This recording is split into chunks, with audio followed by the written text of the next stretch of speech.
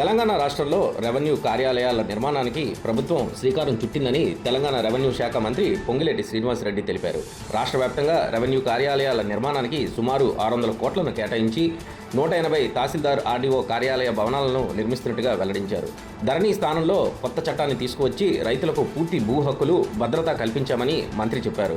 పేదల సంక్షేమం, రైతుల భూ హక్కుల పరిరక్షణతో పాటు ప్రజలకు మెరుగైన పరిపాలన అందించడమే తెలంగాణ ప్రభుత్వ లక్ష్యమని రాష్ట్ర రెవెన్యూ, గృహ నిర్మాణ, సమాచార, పౌర సంబంధాల శాఖ మంత్రి పొంగులేటి శ్రీనివాసరెడ్డి అన్నారు.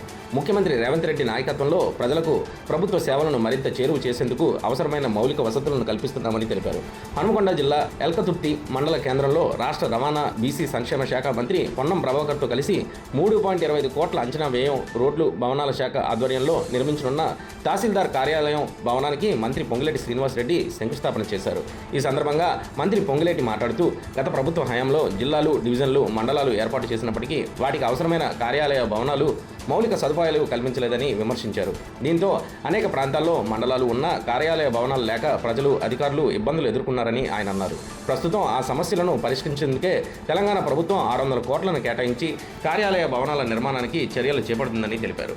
రాష్ట్రంలోని ప్రతి జిల్లాలో తొలి విడతగా 70 రెవెన్యూ గ్రామాలను ఎంపిక చేసి సమగ్ర భూ సర్వే కార్యక్రమాన్ని చేపట్టినట్టుగా మంత్రి వెల్లడించారు.